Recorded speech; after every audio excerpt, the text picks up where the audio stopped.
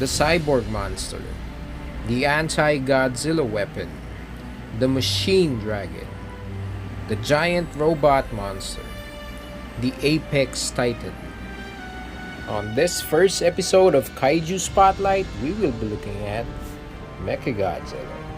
But before we begin, I'd like to invite everyone to please subscribe to the channel and hit on the notification bell to get the latest updates from the hobbyists. So yeah, let's begin. So Mechagodzilla has appeared all throughout Godzilla's 67-year history and counting. It is part of Toho's Big Five together with Godzilla, Mothra, Rodan, and King Ghidorah as the only monsters to appear on all eras of Japanese kaiju movies. The Showa era, the Heisei era, the Millennium era, and Reiwa era. Mechagodzilla first appeared in the 1974 movie Godzilla vs. Mechagodzilla. In this movie, Mechagodzilla was built and commanded by the Black Hole Planetary aliens, in an effort to defeat Godzilla and conquer Earth. It had a lot of weapons at its disposal, lasers coming out of its eyes, rockets from its mouth and fingers, and a powerful electric beam from its chest. It took a combined effort from Godzilla and King Caesar before this alien technology could be defeated. The same Mechagodzilla would make its return the following year on Terror of Mechagodzilla. This time, Mechagodzilla teams up with Titanosaurus, but with a little help from us humans, Godzilla was able to triumph against a mechanical monster once again. It would be another 18 years before Mechagodzilla appears on the big screen once more in the 1993 movie Godzilla vs. Mechagodzilla. Here, the humans were able to reverse engineer the salvage technology from Mecha King Ghidorah to create a more advanced weapon to fight Godzilla. Just like the previous Mechagodzilla, this version also comes with a lot of weapons at its disposal. It can shoot beams from its eyes and mouth, fire missiles in its hips and shoulders, deliver electrical shock from its hands, and fire plasma grenades from its chest. It is also accompanied by a flying machine called Garuda, and combined it forms Super Mechagodzilla, which is considered by many as the strongest incarnation of the mechanized monster. It took the combined effort of Fire Rodan and Godzilla to defeat Mechagodzilla, leaving the humans back to the old drawing board. It would be another 9 years before the humans call upon Mechagodzilla once again, in the 2002 film Godzilla against Mechagodzilla. In the movie, Mechagodzilla was built around the skeletal remains of the original Godzilla in 1954. It is controlled in the battlefield by aircrafts called White Herons. It is the most agile Mechagodzilla design and comes with a myriad of sophisticated weapons, including the Absolute Zero Cannon that freezes its targets to the lowest temperature possible. It also inherited the original Godzilla's soul, sometimes taking control of the giant robot.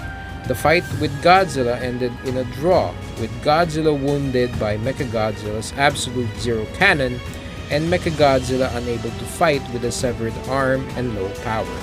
The following year, this Mechagodzilla, also known as Kiryu, returns in the movie Godzilla Tokyo SOS.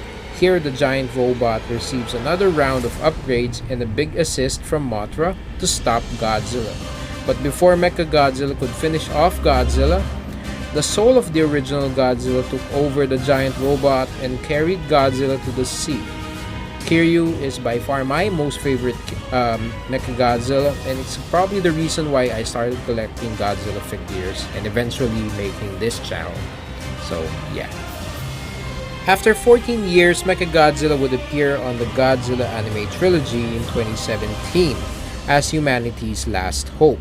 Unfortunately, it didn't activate when it was supposed to, and Godzilla Earth destroyed most of it and its screen time. It did become a city of sorts, using its nanometal to build a growing city and colonize the Earth little by little, but Godzilla was able to decimate it eventually. So yeah, because SH Monster Arts didn't have a figure, so we didn't have a figure of it. So yeah.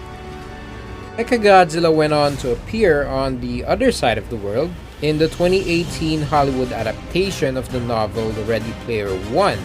This Mechagodzilla design was based on the Noriyoshi Orai poster of Godzilla vs. Mechagodzilla 2.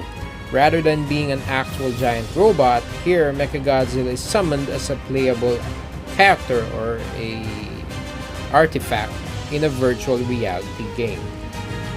Finally, in 2021, Mechagodzilla returns to fight Godzilla and Kong in the movie Godzilla vs. Kong. Here, Mechagodzilla was originally designed as an equalizer in a world where Titans are becoming the dominant species. Unfortunately, for some weird, dumb reason, the human design needed King Ghidorah's severed heads to communicate with Mechagodzilla. So naturally, at the right opportunity, King Ghidorah's consciousness, the sinister monster that he is, took over and wreaked havoc, and with the clear intent of world domination. Kong and Godzilla was able to subdue it eventually. So, yeah. Big mistake, and next time, try not to incorporate that pure evil in anything. Lastly, the Netflix anime series Godzilla Singular Point hinted at another Mechagodzilla design, which would probably debut on Season 2. Although we don't have an announcement when Season 2 is going to be out yet. But yeah, watch out for that one. So I guess at this point, you should be seeing the shoutouts on today's video. If you want to be included on the next roll call, all you need to do is drop us a comment down below. Show us some love, hit the subscribe button, and so yeah. What do you think is the strongest Mechagodzilla incarnation? Who is your favorite Mechagodzilla? Let's discuss it on the comment section below. So yeah, thank you guys for watching, and I will see you guys soon. Peace.